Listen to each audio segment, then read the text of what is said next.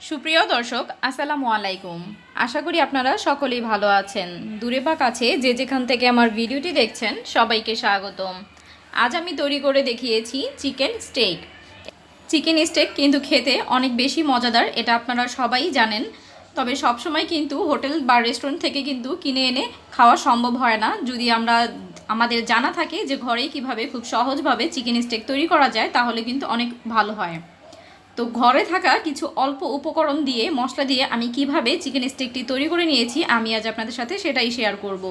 চলুন তাহলে কথা না বাড়িয়ে দেখিয়ে দিচ্ছি আমি কিভাবে চিকেন স্টেকটি তৈরি করে নিয়েছি।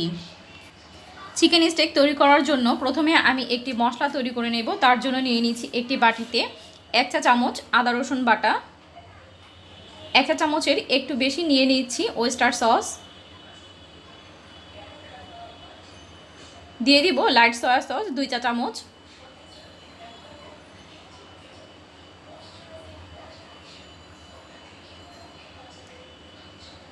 দিয়ে দিব টমেটো সস 2 চা চামচের মতো,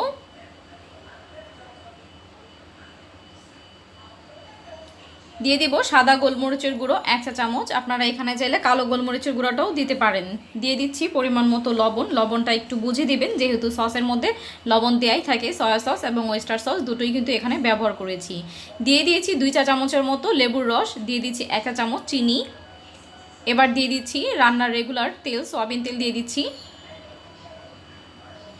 এবার সবগুলো একসাথে খুব ভালো করে মিশিয়ে নিচ্ছি। আমাদের মশলাটা কিন্তু পুরোপুরি তৈরি হয়ে গিয়েছে।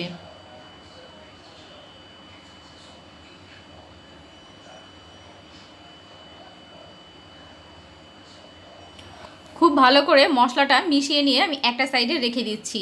এখানে আমি মুরগির মাংস নিয়ে নিয়েছি। এখানে মুরগির যে বুকের মাংসটা থাকে আমি সেটা নিয়ে নিয়েছি এবং পেছন থেকে যে হাড়টা থাকে আমি সেই হাড়টা তুলে নিয়েছি। তবে সাইডে যে একটা হাড় থাকে সেটা আমি রেখে দিয়েছি। আপনারা চাইলে এটা খুলে নিতে পারেন। আমি একটি কাঁটা চামচের সাহায্যে মাংসগুলোকে এভাবে ছিদ্র করে দিচ্ছি, দেখতে পাচ্ছেন। এতে করে মশলাটা এর ভিতরে ঢুকবে এবং খেতে কিন্তু অনেক বেশি ভালো লাগবে।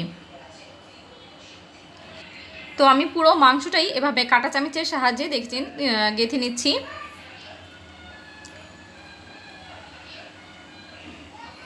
পুরোটা হয়ে গিয়েছে, খুব ভালো করে করে নিয়েছি, দেখতে পাচ্ছেন।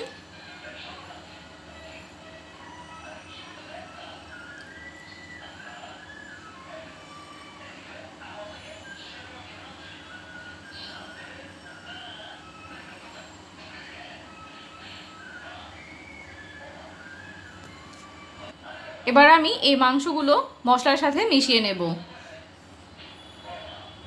খুব ভালো করে মশলার সাথে ম্যারিনেশন করে নিব।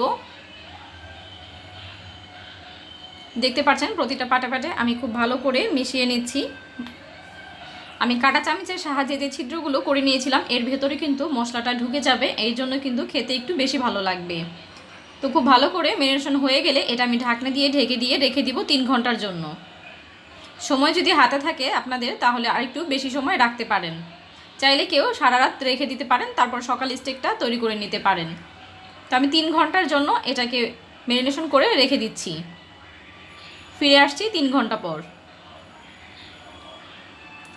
3 ঘন্টা পর ফিরে এসেছি। এবার ঢাকনাটা খুলে দেখে নিচ্ছি। দেখতে পাচ্ছেন উপরটা কেমন হয়ে গিয়েছে। আমি আবারও একটু নেড়ে চেড়ে নিচ্ছি।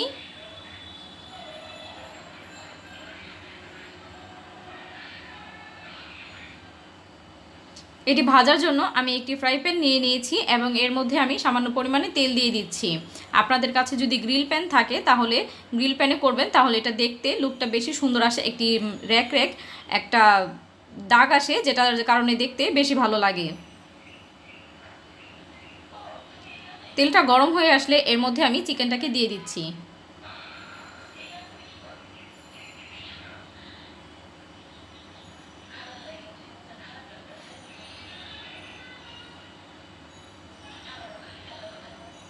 পাঁচ মিনিট পর আমি উল্টে দিচ্ছি একটা পাশ, এরকম একটু কালার চলে এসেছে। চুলার আঁচটা কিন্তু এই পর্যায়ে কমানো থাকবে, তা না হলে কিন্তু উপর থেকে কালার চলে আসবে এবং ভেতর থেকে কিন্তু মাংসটা কাঁচা থেকে যাবে। তাই জন্য চুলার আঁচটা একদম কমানো থাকবে। চুলার আঁচটা কমিয়ে আমি এটাকে রান্না করে নিয়েছি প্রায় 15 মিনিটের মতো। 15 থেকে 18 মিনিটের মতো লেগেছে আমার এই পুরো চিকেনটা হতে। আমি উল্টে দিয়েছি এবং এই যে বাকি যে মশলাটা ছিল আমি একটি ব্রাশের সাহায্যে এর উপর দিয়ে মশলাটা দিয়ে দিচ্ছি। এই কারণে কিন্তু এর উপরে একটি জুসি ভাব আসবে আর খেতেও ভালো লাগবে।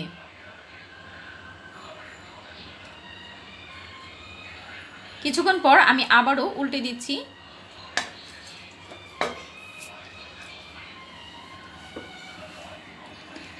উল্টে দিয়ে অপর পাশেও আমি আবার মশলাগুলো দিয়ে দিচ্ছি ব্রাশের সাহায্যে। খুব ভালো করে মশলাগুলো দিয়ে দিচ্ছি। কিছুক্ষণ পর আবারও উল্টে দিচ্ছি একটা পাশ হয়ে গেলে।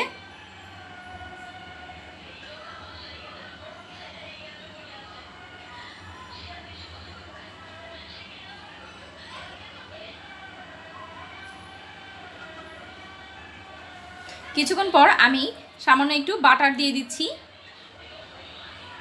বাটার দেওয়ার কারণে কিন্তু খুব সুন্দর একটি স্মেল আসবে এবং খেতেও কিন্তু অনেক বেশি ভালো লাগবে।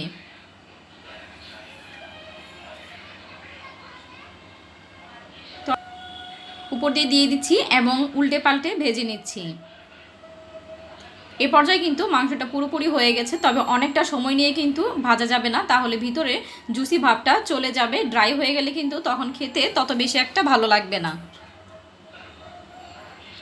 এবার আমি তেল থেকে তুলে নিচ্ছি স্টেকগুলো।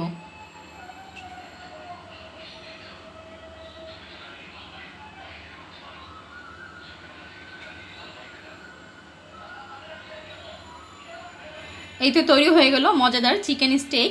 এটা খেতে কিন্তু অসম্ভব রকমের মজার হয়েছিল। চাইলে আপনারাও এই ভিডিওটি ফলো করে এইভাবে চিকেন স্টেক তৈরি করে খেতে পারেন। এটা খেতে কিন্তু অনেক বেশি মজা হয়েছিল। আপনারা যদি এইভাবে কেউ বাসায় ট্রাই করে থাকেন কেমন হয়েছিল সেটা কিন্তু আমাকে কমেন্ট বক্সে অবশ্যই জানাবেন।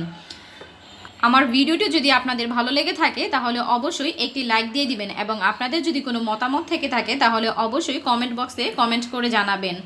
এবং আমার চ্যানেলে যারা নতুন আছেন তারা অবশ্যই ভিডিওটি যদি ভালো লেগে থাকে চ্যানেলটিকে সাবস্ক্রাইব করে বেল আইকনে ক্লিক করে অল বাটনে ক্লিক করে রাখবেন, তাতে আমি ভিডিও আপলোড করার সাথে সাথে সবার আগে নোটিফিকেশন পেয়ে যাবেন। আর যারা অলরেডি আমার চ্যানেলটিকে সাবস্ক্রাইব করে রেখেছেন তাদেরকে অসংখ্য ধন্যবাদ। আবারও হাজির হব নতুন কোনো ভিডিও নিয়ে। আজ এই পর্যন্তই। আল্লাহ হাফেজ।